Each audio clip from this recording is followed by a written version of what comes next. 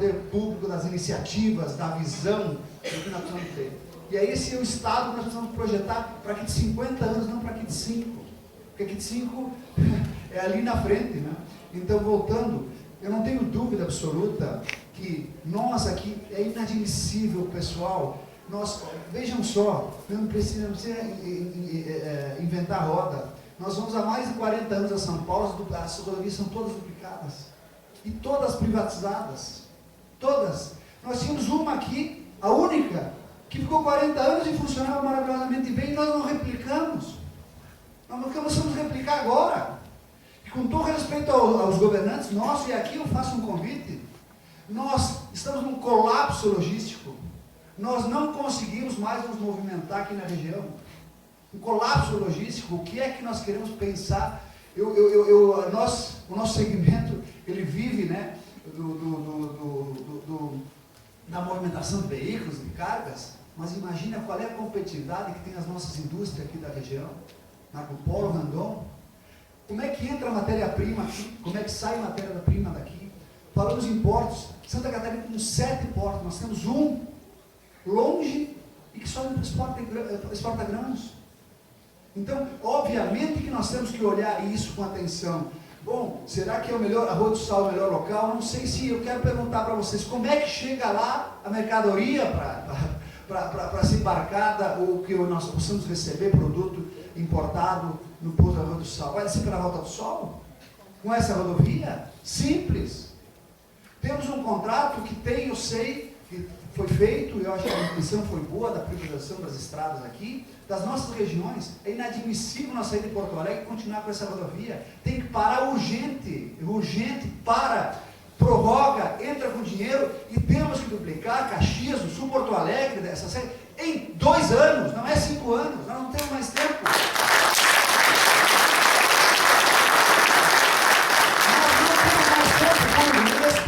Perdão, secretário, perdão, nós não temos mais tempo, nós não temos mais 5 anos. Quantas vidas ficam por essas estradas no dia? Eu não estou nem olhando, falando na logística, quantas vidas? Qual é o risco que nós temos? Não, inadmissível, não tem mais 5 anos, é 2 anos sentar com o governador, sentar com a concessionária, prorroga um pouco, bota dinheiro e bota a máquina. Nós estamos aqui com respeito à CSD, que é um grande parceiro, ainda bem que se chegou, é um pessoal que dá para dialogar, tem uma cabeça boa, mas nós temos que fazer movimentos. Então, voltando, nós vamos fazer o Porto do Rio Grande, sim, vamos lá, o nosso sonho. Com a Rota do Sol simples, vai descer por aonde o caminhão? Por aonde que vai chegar a mercadoria? Temos a 285 lá descendo por Bom Jesus, que é uma obra do governo federal, que também nós temos que procurar, porque boa parte dela está pronta, para uns 4, 5 quilômetros só na serra. Nós vamos acelerar, porque para 285 pode ser uma forma de escoar a nossa produção, ou seja, produtos por lá. Então, para mim, essa é a visão que eu tenho. Nós temos um potencial enorme, e falo aqui da nossa região também, e aqui estão muitos prefeitos, e eu quero parabenizar o César, que tem feito um brilhante trabalho em Flores da Cunha, incentivando o enoturismo. O nosso foco aqui, hoje, a maior arrecadação da Itália está em turismo. Nós temos uma mini Itália aqui. Estamos iniciando a exploração, nós precisamos mais incentivos dos municípios, estar do lado do pequeno produtor, do enoturismo, do cara que produz o salame, o queijo, para trazer os nossos turistas.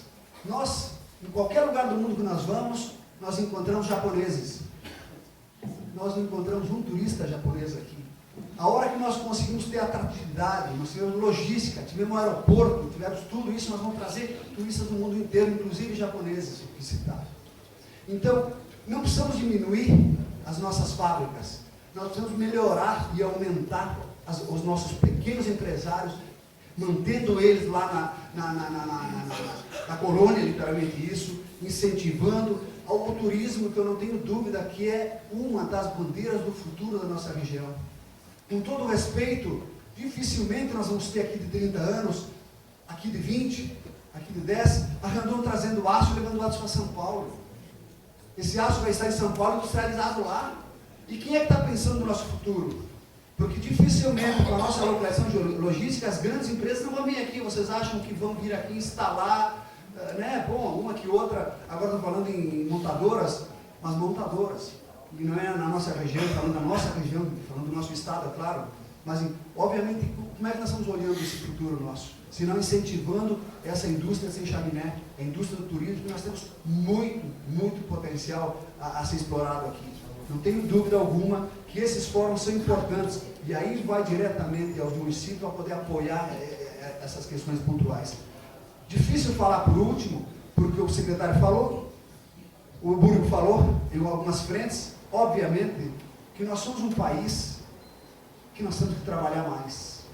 Infelizmente, se nós entendermos a transformação que aconteceu em 30, 40 anos na China, onde o pessoal trabalha 12 horas por dia, e o objetivo do chinês hoje é o foco no estudo, na educação, e ali a base de tudo. Nós não vamos transformar esse país aqui se nós não tiver educação, se não tiver a forma de estar mais próximo de cursos profissionalizantes. Falando aqui na nossa região, nós já começamos nos Estados Unidos do Sul, Novo Hamburgo, hoje a sede de Santander, da inteligência está em Novo Hamburgo, tem algum hub de tecnologia surgindo aí no Dourado Sul. Eu acho que a nossa região aqui da Serra também pode ser um hub de inteligência. Quem está pensando em inteligência artificial, temos a universidade aqui, temos que pensar isso. Nós hoje temos a carência, as empresas, as grandes empresas sabem que nós temos que buscar mão de obra especializada em São Paulo. Os nossos aqui nós exportávamos para São Paulo, e nós hoje temos carência de mão de obra profissionalizante aqui. Então, preparar cursos, né, incentivados, seja pelo Estado, seja pelo município, pelas empresas também, eu acho que é uma união de nós tentar olhar o nosso Rio Grande do Sul do futuro, que é isso que eu falo. E ao mesmo tempo, quando eu falo que nosso país é um país em desenvolvimento, não é um país desenvolvido, nós temos que trabalhar mais. Obviamente que nós temos que levantar uma bandeira, vai aqui a SIC, vai a Fieres, vai a Fiesp. Nós precisamos nos manifestar. Quem paga a conta são os empresários. Não existe jornada de 36 horas para um país que precisa ser desenvolvido, precisa trabalhar, precisa produzir. Quer dizer, obviamente que a gente tem o respeito às horas, a diversão, né, o período que cada um precisa ter de descanso, mas ninguém morre de 8 horas, 7 horas para trabalhar e 5 dias por semana. É humanamente impossível. Não existe local no Brasil hoje, com todos os incentivos sociais que tem. Nós temos, todo o Brasil hoje tem carência de mão de obra. Aqui em Caxias, todas as empresas não têm. E nós estamos falando de diminuir, é um contrassenso, diminuir o horário de trabalho, pessoal. Onde é que nós vamos encontrar mão de obra? Falamos aqui então do turismo, nosso negócio que é de serviço. Onde é que nós vamos encontrar pessoas para trabalhar no final de semana? Sabe, é uma utopia às vezes. Me parece que eu não sei como é que alguém que tem uma ideia mágica vai para o mercado e sente. Se não tem mão de obra, como é que nós vamos diminuir a jornada? Tentem me explicar, não fecha a conta, né? E parece que só nós, empresários, que sofremos com isso, tem essa visão. Com todo respeito mais dos políticos, é um absurdo isso. E eu acho que nós temos que levantar uma bandeira muito bem colocada pelo prefeito agora, porque as coisas vão acontecendo, sempre chega e as votações importantes elas acontecem do dia para a noite. As necessárias demoram 6 meses, 1 ano, 2 anos, 5 anos, 10 anos. As que são de interesse de uma parte ou de arrecadação, elas são votadas em meses, 2 meses. Nós precisamos nos unir. Então, não sei se me alonguei um pouquinho da emoção, um pouquinho do que eu entendo, que nós temos um Estado que tem potencial, estamos com o agro sendo desenvolvido, mas nós temos que pensar o nosso Estado não somente por 5 anos, 30, 40 anos, e vai passar por inteligência. Pessoal, nós tivemos um momento aqui da indústria, aqui nosso do metal mecânico, mas nós não vamos evoluir se nós não olharmos tudo que está acontecendo no mundo com inteligência artificial que está acontecendo hoje, e eu acho que nós podemos trazer isso como um polo aqui na nossa região da Serra, pensando nessa questão do que a gente pode pensar no futuro.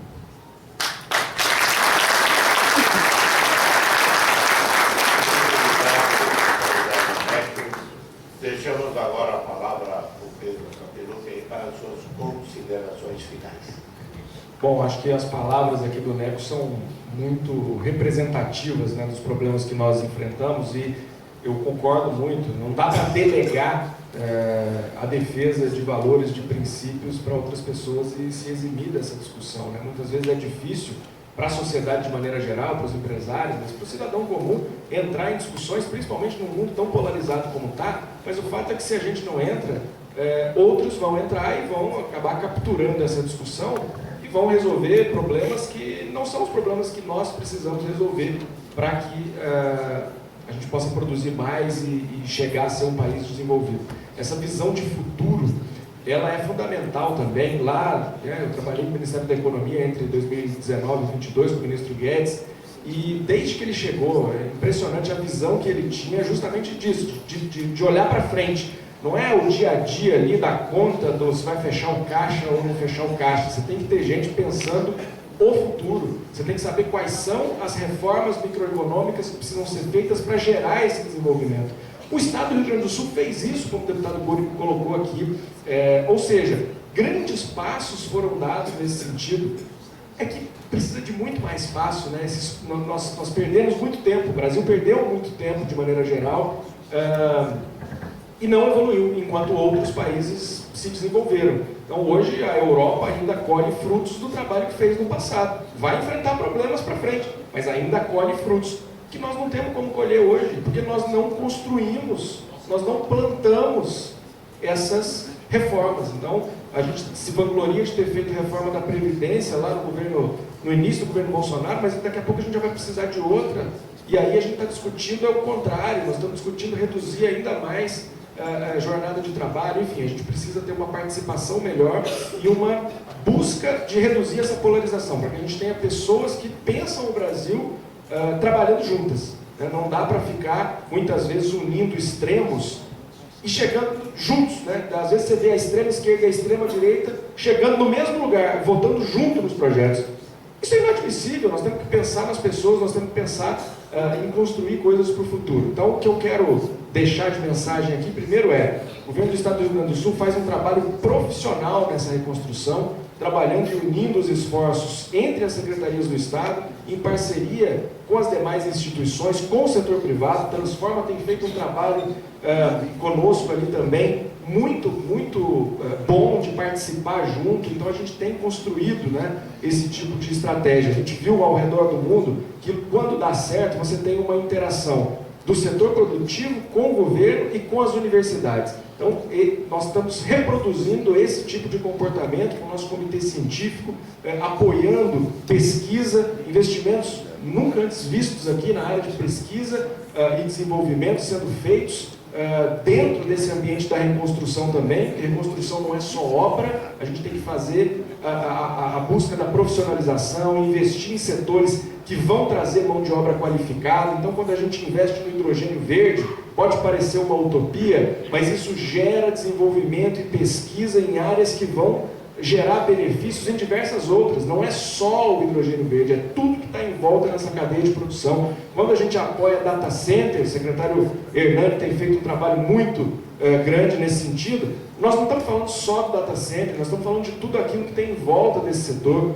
Quando a gente fala de trazer indústrias de alta qualificação, é isso que a gente está buscando, é trazer de volta essas pessoas para o Rio Grande do Sul. Elas foram embora e hoje a gente vive o desafio do envelhecimento somado ao desafio das pessoas indo buscar oportunidades em outros lugares. Então nós temos que resgatar, de fato, o objetivo das discussões. O que nós estamos querendo discutir? É o futuro ou é a picuinha do dia a dia? Então o governador Eduardo Leite nos incentiva muito e nos cobra muito nesse sentido, justamente porque entende a necessidade de se continuar nesses avanços, né? O governador fez dois, está fazendo agora um segundo grande governo também, fez um primeiro de grandes reformas, e isso é fundamental continuar. Não é em 4 anos, não é em 8 que nós vamos construir um país desenvolvido. Olha quanto tempo os Estados Unidos demoraram para chegar onde chegaram, olha a Europa o tanto tempo que demorou. Então não dá para abrir mão de nenhum minuto, concordo com isso. Nós temos que buscar resgatar um tempo que nós perdemos, e é um desafio grande, porque isso exige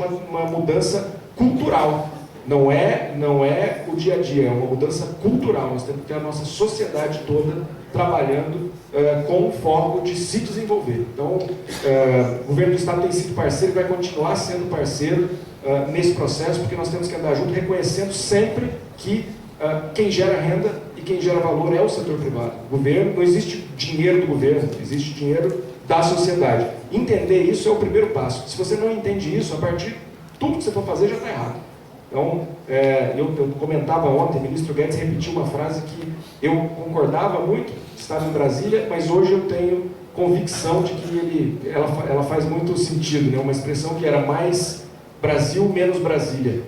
Quando eu vim trabalhar no Estado, eu percebi que, de fato, isso faz um enorme sentido. A gente precisa estar mais na ponta, a gente precisa ter mais qualificação na gestão pública nos estados, nos municípios, porque é lá que a vida acontece. A gente concentrou muito a nossa qualificação, né, de gestores públicos no governo federal, que é importante, mas nós temos que ter gente boa na ponta, nós temos que ter gente que saiba dialogar com a iniciativa privada nos municípios, no estado. Isso é o que vai nos gerar, nos dar a capacidade de vencer desafios que são triviais em outros lugares e a gente acaba debatendo aqui e perdendo muito tempo nesse processo. Então, de novo aqui, nosso compromisso do governo do Estado, governador Eduardo Leite, de seguir esse processo de escuta e de trabalho conjunto com o setor produtivo nesse ambiente da reconstrução, buscando resiliência da infraestrutura, mas acima de tudo buscando resiliência da nossa economia. Então, continuamos aqui sempre à disposição para melhorar cada vez mais a nossa capacidade. Muito obrigado. Obrigado. Passar uma palavra para o deputado Único para as suas considerações finais. Bom, primeiro, quero dizer, né, que eu entendo toda essa tua indústria que representa aqui, não só a tua, mas todos que produzem, que querem desenvolver, que querem gerar emprego. É muito difícil hoje você produzir, você ter as amarras que nós temos aí, seja na questão da logística, e principalmente agora nas questões trabalhistas, de ter mão de obra qualificada, mão de obra à disposição. E quando tu diz que Brasília é difícil, e realmente é, hoje nós temos um executivo que realmente trabalha na contramão do que o mundo trabalha. Trabalha na contramão. Nós temos um judiciário que extrapola aquilo que são as suas atribuições. Nós temos um Congresso legislativo que não pensa no futuro. Um Congresso que discute emendas parlamentares. Olha o deputado federal que está lá hoje, que constrói pontes, que pensa em soluções, que pensa em projetos para o futuro do nosso país. Não, eles estão lá o dia inteiro recebendo, e que eu fui prefeito de cidade pequena, e que é preciso ir lá pedir dinheiro para fazer as obras, para fazer aquilo que a população necessita, os vereadores, mas não está certo. O deputado federal, a atribuição dele não é ficar 24 horas por dia conversando com prefeitos e vereadores para entregar emendas. Ele tem que discutir, são projetos, o que ele tem que votar, o que ele tem que apresentar. Mais do que isso agora, essa questão da extrema-direita e extrema-esquerda que ficam discutindo ideologia todo dia. Quem é que pensa no país? Quem é que está preocupado com os projetos lá estruturantes do nosso país, que vai mudar realmente a vida das pessoas? Quem é que está discutindo isso? E nós, como sociedade, muitas vezes, a gente entra nesse emaranhado e acha que essa discussão de esquerda e direita está correta. Nós sabemos que o governo de esquerda, como está lá, me perdoe quem pensa de outra forma, não é o que nós precisamos. Mas também nós temos que ter consciência e habilidade política para poder fazer convergir naquilo que nós precisamos para que a gente possa entregar para a população leis melhores, leis que possam dar condições de que nós possamos produzir com menos burocracia, com mais eficiência. Eu sei, né, quando tu diz que nós não temos 5 anos para esperar para fazer tudo isso. Nós tínhamos que ter feito isso há 15 anos atrás, há 20 anos atrás. Mas eu gosto de olhar um pouco cheio. Nós temos um organismo público brasileiro e estadual que tem que mudar o conceito. E esse conceito interno de quem está lá concursado, de quem está lá que tem a caneta na mão, que assina, tu não muda isso com uma determinação. Isso muda com processos, como foi feito pelo PGTP, pelo MDC, estamos fazendo pelo Transforma, estamos fazendo no governo do Estado com qualificação, que muda a consciência das pessoas que estão lá. Então, eu acredito que nós perdemos muito tempo, mas eu também acredito que nós começamos uma mudança e que ela vai trazer frutos. Muito mais demorada do que nós queremos e do que nós precisamos, sim, mas eu quero dizer que a gente pelo menos pode começar a olhar para o futuro do Estado do Rio Grande do Sul de uma maneira diferente. Um Estado que, de 2015 para trás, de 50 anos, 43 anos ele gastou mais do que arrecadou. Qual é a empresa de vocês que estaria viva hoje se fizesse isso? Então, nós fizemos a mudança, fizemos a virada de chave. E esse governo que está aí, do Eduardo Leite e do Gabriel, está dando continuidade e está avançando muito mais nessas reformas. E nós precisamos ter continuidade. Isso não se faz a mudança em apenas 3 mandatos. Nós precisamos de 15, 20, 30 anos para que a gente possa fazer isso. E o ano que vem tem eleição de novo. E vamos nos preocupar com isso. Porque se a gente não souber da maneira que a população vai votar, talvez tudo isso que a gente fez nesses últimos 11 anos possa retroceder e a gente possa caminhar para trás de novo. Tá? Quero dizer que eu, como parlamentar, que conheço muito a vida privada, as empresas, muitas vezes as pessoas me dizem, mas tu está sentado no outro lado do balcão. E assim, porque eu também produzo, participo da vida privada e eu sei o quanto a vida, as indústrias, as empresas, quem trabalha precisa que o setor público seja mais ágil. Lá na Assembleia nós estamos lá para que a gente possa ajudar a fazer essas mudanças e que nós possamos construir outro ambiente de atração de investimento, de desenvolvimento, de inclusão social, de sustentabilidade e que possamos ter cada vez mais uma Serra Gaúcha mais pujante. Tá? Obrigado a todos. Muito obrigado, deputado Burgo. Passo de imediato a palavra a Coneco Argenta para suas considerações finais. Legal. Talvez eu seja redundante em alguns pontos, mas é importante. Eu vou procurar falar um pouquinho do que eu penso, do que eu vejo no Brasil, né? Que nós, esses empresários aqui, prefeitos, tem iniciativa privada toda ela aqui. Então, o que eu vejo, como eu falei para vocês, no Brasil? Né? O Brasil não é um país que vai dar certo. O Brasil já deu certo. Nós temos um problema hoje de gestão, né? O nosso projeto, a nossa indústria propriamente dita, o nosso produto é muito bom. Hoje o mundo todo carece de energia. Então é maravilhoso nós chegarmos na Alemanha, nada contra o carro elétrico, eu tenho a minha visão, eu acho não, o carro elétrico veio, não o puro, o carro híbrido e elétrico, está tudo certo, esse é o caminho que a gente chama de futuro, mas é muito bom chegar na Alemanha e dizer, ó, o carro, 30% da frota é carro elétrico. Sabe como eles geram a energia? A carvão. E ESG, que é maravilhoso, batia no peito, olha, esse ESG, sim, gera carvão. O mundo todo carece, viu a guerra da Ucrânia com a Rússia, a Europa toda tremeu. O Brasil não treme. Nós temos energia eólica, energia solar, hidrelétricas para tudo que nós quisermos. Temos toda a capacidade dos biocombustíveis. Somos o segundo país, né, em produção de etanol, agora com o advento do etanol de milho, somos muito competitivos, estamos exportando muito, né, o etanol. Temos o biocombustível, hoje 15% do biocombustível hoje está no diesel, para vocês entenderem por que nome diesel, talvez vocês não saibam, mas lá depois da máquina a vapor, um engenheiro alemão inventou o diesel, o sobrenome dele era diesel, e o primeiro diesel que ele inventou não era mineral, era óleo de amendoim. Que invenção tem das nossas máquinas, nossos motores a diesel ser de biodiesel? Aí falamos nisso, de energia, sim, e esquecemos que o Brasil hoje é um dos poucos países do mundo que é autossuficiente em petróleo. Nós produzimos 120 mais ou menos, e consumimos 100. Exportamos petróleo. Obviamente nós importamos o S10, porque nós não temos refinarias. Mas, então o que eu quero dizer? Num momento onde o mundo todo carece de energia e de áreas de produção para alimentação, né, ainda tem muita gente na China que está na pobreza. A gente acha que a China só tem uma parte boa, tem a parte boa ainda para... Esses caras, quando começarem a consumir, começarem a comer de forma que já começaram, né, carece, nós temos um continente.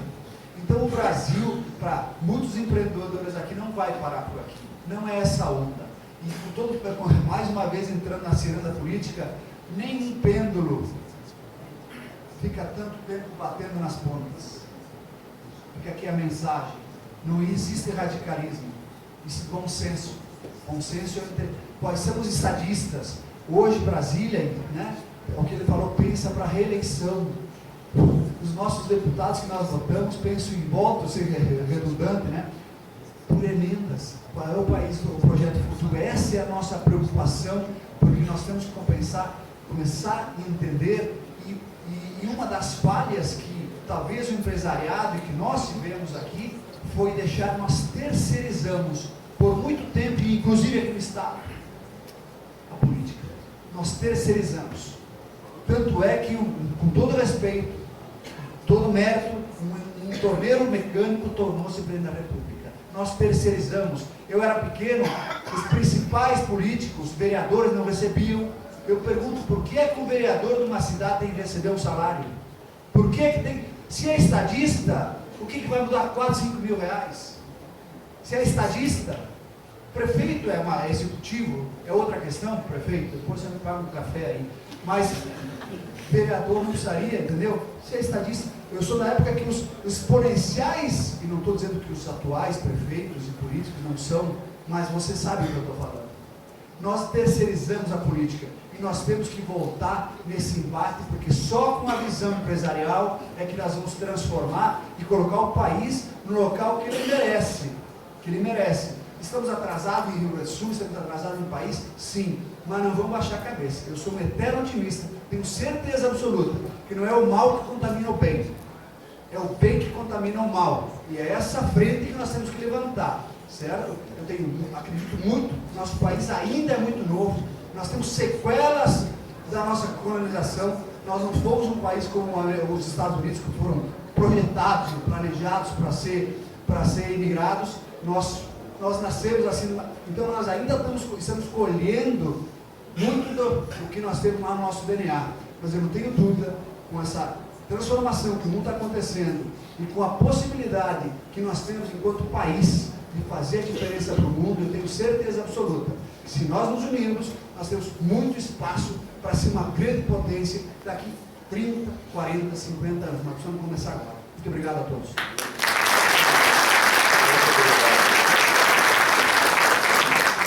Muito obrigado, Pedro. Muito obrigado, deputado Búrigo. Hoje tivemos aqui a posição do Executivo, a posição do Legislativo e do Empresariado. Nós podemos juntar disso, e essa é a nossa expectativa, de que juntamos isso com 2 ou 3 projetos concretos, construído a várias mãos, buscando realmente ganhar tempo, queimar etapas e reconstruir como nós soubemos fazer. E com isso ganhamos o que é mais importante, a competitividade. O Brasil nós somos trabalhadores, otimistas, e o Brasil é grande, e tenho a certeza que juntando essas forças, mas com agilidade, seremos cada vez mais fortes, cada vez mais grandes. Muito obrigado aos palestrantes, muito obrigado à professora.